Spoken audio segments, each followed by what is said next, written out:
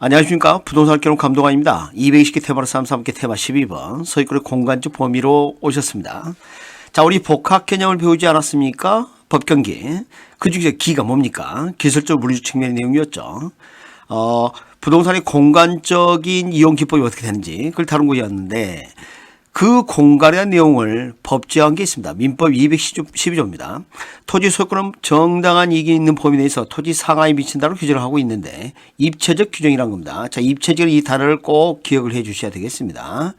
자, 입체적으로 했을 때는 공중, 지중, 수평공간 세 가지를 다 말합니다. 이걸 삼차원 공간 또는 뭐라 한다? 입체 공간 이렇게 얘기합니다. 자, 출제된 바가 있는데 이 수평 공간을 뺀 이 두 가지만 입체 공간 옳지 않습니다. 세 가지 다 삼차원 공간을 입체 공간을 한다는 거 동해처럼 기억을 해 주셨으면 좋겠습니다. 이제는 이 공간에 대한 권리입니다. 권리.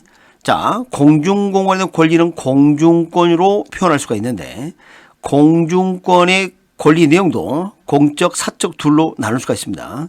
여러분이 알고 있는 권리는 사적 공중권이라고 볼 수가 있겠죠. 근데 공적이란 말이 왜 등장했을까요? 공익 목적으로 이용하는 이런 공간, 개인의 소유권 인정이 곤란하다는 겁니다. 정당한 이익이 미치는 범위를 벗어났다고 볼 수 있겠습니다.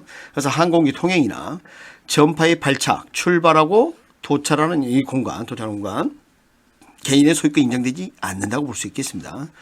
자, 그 다음에 지표권. 자, 수평공간에 대한 권리를 말하죠. 자, 지상을 배타지 이용할 수 권리인데 문제가 되는 것은 지표수입니다. 그래서 타인의 토지로부터 내 토지를 경유해서 다른 토지로 이동하는 이 지표수는 누구 거냐 이 말입니다. 자, 우리나라는 뉴욕주의를 취하고 있습니다. 자, 물이 귀한 건조지역은 선용주의를 취하기도 합니다. 먼저 물을 발견한 자가 쓸 수 있다 이런 개념이죠. 그러나 우리나라 민법은 인접지 해를 끼치지 않는 범위 내에서 물을 마음껏 사용할 수 있는 권리가 인정되고 있습니다. 그래서 주의할 것은 사용권으로 소유권을 인정한 것이지 불인정이라고 볼 수는 없다는 거죠. 자, 주의를 해 주시고.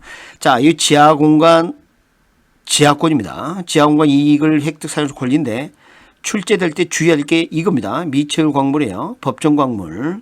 여러분, 광업법이 있습니다. 이 광업법이 선급하고 있는 이 광물들을 법정 광물로 부르고 있습니다. 자, 우리가 쉽게 오해할 수 있는 게 내 토지 지하에서 광물이 나왔다. 법정 광물이 나왔다. 그럼 그것은 내 거다 이렇게 생각해서는 안 됩니다. 대부분 나라들은 다 이것을 소유권 불인정하고 있습니다. 여기에 대한 권리, 이 미체류 광물을 채광, 채굴할 수 권리를 광업권이라 합니다. 그 권리는 국가가 부여하죠. 그래서 이것은 소유권 불인정 되겠습니다. 조금 전에 우리가 지표수를 봤는데 이 지하수도 유사합니다. 이 지표수도 흐르는 물이죠. 지하수도 물이 흐르고 있어요. 그래서 이것도 인접지 해를 끼치지 않도록 물을 이용하는 그런 권리가 인정이 되는 건데 가끔 온천수를 질문합니다. 이 온천수는 이 지하수에 포함된 것으로 봅니다.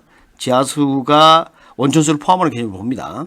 그래서 온천법을 두고 관리를 하지만 사실 토지 소유권자의 권리 내에 포함된다고 보고 있습니다. 그러니까 소유권부터 독립된 새로운 물건으로 보는 것은 아니죠.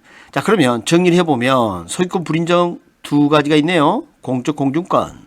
그 다음 뭐예요? 미체율 광물 이렇게 되겠습니다. 이 두 가지를 꼭 기억해 주셔야 되겠습니다. 소유권의 공간적 범위였습니다.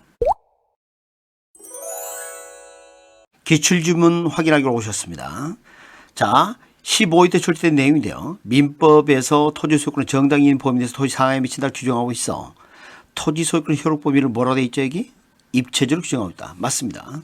그러면 이에 비해 현행 지적도는 토지 경계를 입체적으로 표현하고 있지 못하죠. 그래서 이 두 가지 출제 지문이 상당히 의미가 있고요.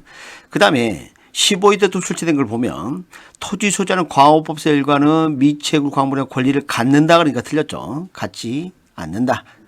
그 다음에 또 15회 출제된 중요한 지문이 있습니다. 토지 소유자가 토지 소유권을 미치는 범위 내에서 적법의 건물을 건축했다면 그 인접에 위치한 민간 지상파 방송사업자 정파 송실에 영향을 미쳤다 할지라도 특별한 사정이 없는 한 그 사실만으로 방송사업자 권리를 침해한 것이라 볼 수 없다. 이 말이 무슨 말이죠? 전파의 발착이 미치는 공간은 개인의 소유가 인정이 안 된다는 거죠. 그래서 이것은 방송사업자 권리를 인정할 수가 없다는 겁니다. 그래서 이것은 공적 공중권에 해당된다. 이렇게 이해할 수 있겠습니다. 기출주문 확인하기였습니다.